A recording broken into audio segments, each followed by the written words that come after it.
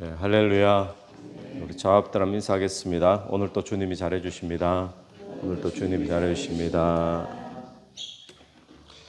네, 오늘 이스라엘 백성들에게 이 가나안 땅 약속의 땅에 들어가게 되면 하나님의 언약을 잊지 말고 또 하나님이 금하신 우상을 섬기지 말라, 이 당부를 모세가 하는 본문의 모양입니다. 먼저 15절 말씀을 한번 보시면 하반절을 보십시오. 너희가 어떤 형상도 보지 못하였은즉, 하나님에 대해서 어떤 형상도 본 사람이 없다라고 이야기를 하고 있습니다. 왜 그럴까요? 왜 못 봤겠습니까? 하나님은 형상이 없는 분이죠. 형상이 없는 분이니까 볼 수가 없습니다. 너희는 깊이 삼가라. 16절. 그리하여 스스로 부패하여 자기를 위해 어떤 형상으로든지 우상을 새겨 만들지 말라. 우상을 새겨 만드는 것을 뭐라고 표현했는가 하면 스스로 부패하는 것으로, 그리고 자기를 위하여 우상을 만드는 것으로 그렇게 표현하고 있습니다. 그러니까 우상을 만든다는 것은 다르게 말하면 자기 욕심 때문에 만든다는 거죠. 오늘 우리에게 우상은 무엇입니까? 우리에게 우상은 우리 하나님을 잘 섬기는 하나님의 백성에게, 또 하나님의 자녀들에게 우상은 하나님보다 더 의지하는 거겠죠.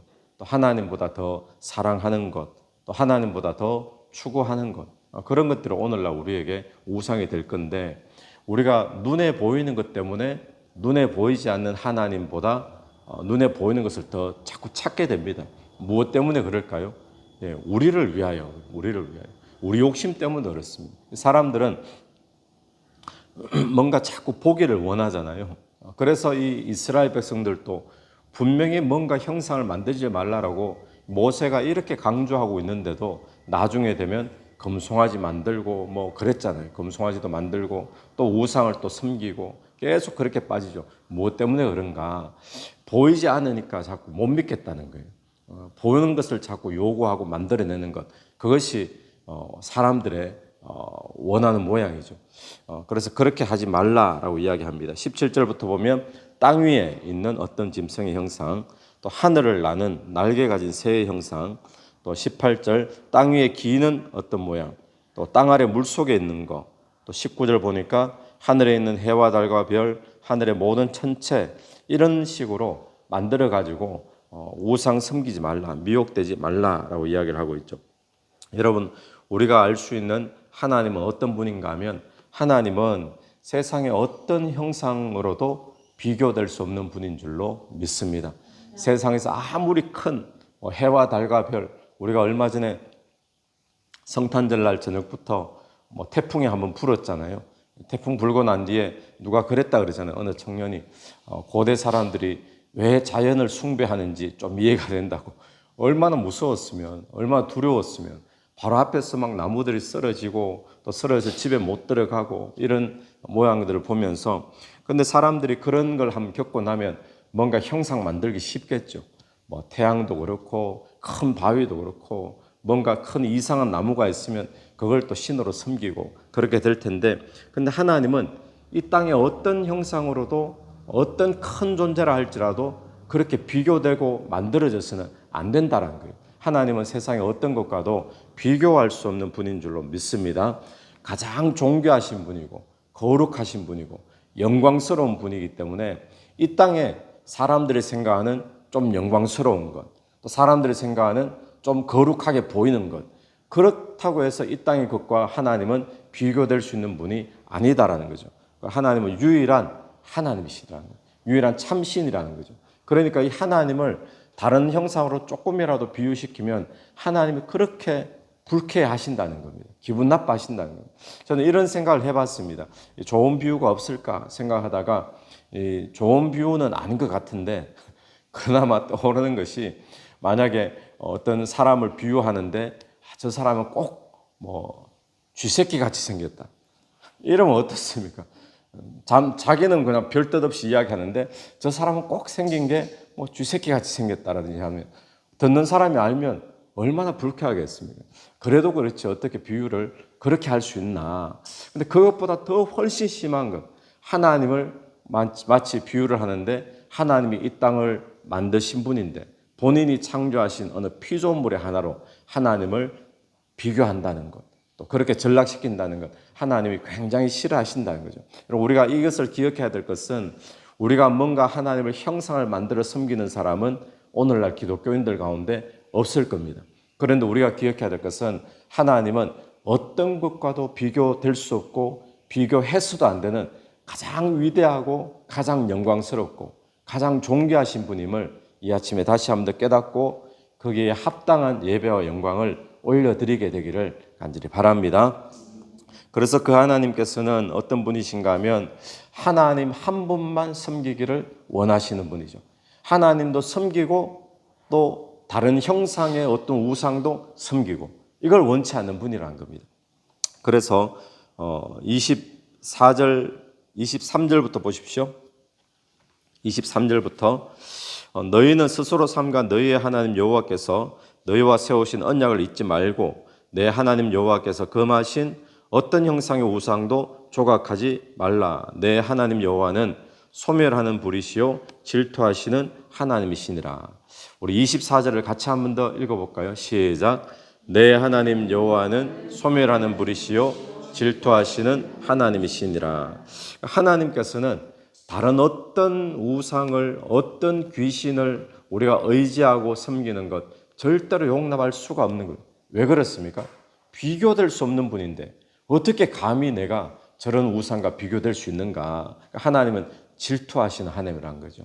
여러분, 오늘 저와 여러분이 하나님 한 분만 예배하고 한 분만 찬양하고 또 한 분만 의지하는 그런 신앙으로 다시 한 번 더 다잡을 수 있는 이 아침이 되기를 간절히 바랍니다. 하나님은 질투하시는 하나님이다라는 사실을 기억하면서, 그래서 만약에 우리가 하나님 외에 다른 것을 의지하면 그 인생은 어떻게 될까요? 25절 보십시오. 25절. 네가 그 땅에서 아들을 낳고 손자를 얻으며 오래 살 때에 만일 스스로 부패하여 무슨 형상의 우상이든지 조각하여 내 하나님 여호와 앞에 악을 행함으로 그의 노를 일으키면 그 우상을 섬기는 거죠. 하나님 이걸 정말 싫어하신다는 겁니다. 근데 그렇게 하면 26절처럼 26절 하반절을 보면 땅에서 속히 망할 것이라. 또 26절 제일 끝을 보십시오. 너희 날이 길지 못하고 전멸될 것이라. 27절 여호와께서 너희를 여러 민족 중에 흩으실 것이라. 그러니까 망할 것이라, 전멸될 것이다, 흩어질 것이라.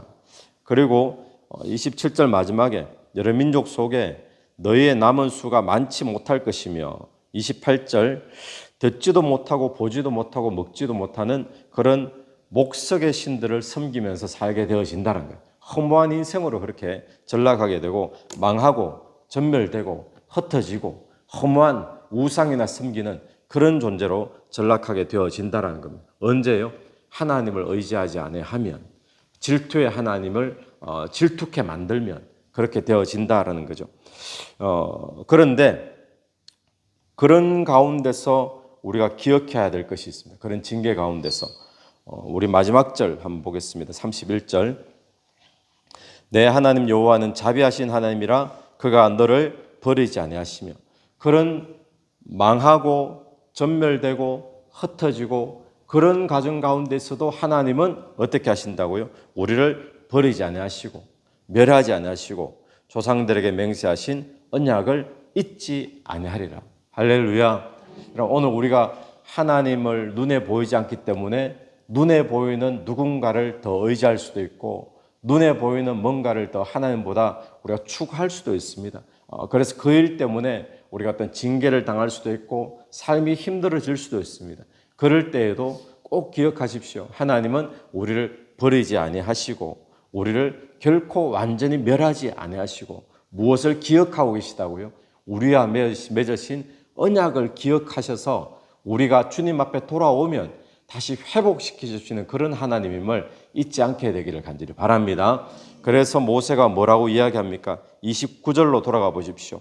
29절 앞에는 망하는 거 이야기였죠. 망하고 전멸하고 흩어지고. 그런데 29절에 그러나 네가 거기서 내 하나님 여호와를 찾게 되리니 만일 마음을 다하고 뜻을 다하여 그를 찾으면 어떻게 해요? 어떻게 해요? 만나리라. 여러분, 오늘 저와 여러분이 하나님보다 다른 것에 초점 맞출 때도 있겠죠. 실수할 때도 있겠죠. 그럴 때도 기억하실 것은 하나님은 그 징계와 고난 속에도 우리를 버리지 않으시고 멸하지 않으시고 우리와 맺으신 언약을 기억하셔서 그 언약을 반드시 이루시는 하나님임을 믿게 되길 바랍니다. 그렇기 때문에 그런 징계와 고난 속에도 마음을 다하여 주님을 찾으라는 거예요. 뜻을 다하여 찾으라는 거예요. 그러면 그 하나님을 다시 만나서 회복하게 되는 그런 역사가 일어난다는 겁니다. 여러분, 하나님이 허락하신 복을 길게 누리며 사는 저와 여러분 되기를 바랍니다. 그러려면 하나님만 의지해라. 질투의 하나님을 기억하라는 거죠. 그리고는 하나님은 결코 우리를 버리지 않으시고 언약대로 이루시는 하나님을 믿고 오늘 또 저와 여러분이 하나님만 의지하고 또 하나님만 예배하는 저와 여러분 되기를 간절히 바랍니다. 같이 기도드리겠습니다. 하나님 아버지, 은혜를 감사합니다. 하나님은 어떤 것과도 비교될 수 없는, 또 어떤 것과도 나눌 수 없는 위대한 분, 존귀하신 분, 거룩하신 분, 영광의 하나님이신 줄로 믿습니다. 우리가 하나님 외에 그 어떤 것도 의지하지 않는 그런 오늘 하루가 될 수 있도록 인도하여 주시옵소서. 행여 우리가 하나님 외에 다른 것 의지하여 우리의 인생에 고난이 주어질 때에도 하나님은 언약대로 이루시는 하나님을 믿게 하여 주시고 또 마음을 다하여 뜻을 다하여 다시 하나님을 찾는 그런 기회가 될 수 있도록 도와주셔서 하나님을 만나며 또 하나님과의 관계가 회복되는 저희들이 될 수 있도록 도와주시옵소서. 이 새벽에도 기도하며 나갈 때 기도 속에 성령께서 역사해 주시기를 간절히 원하오며 예수님 이름으로 기도드립니다. 아멘. 오늘도 예수 이름으로 승리하시는 하루 되길 바랍니다.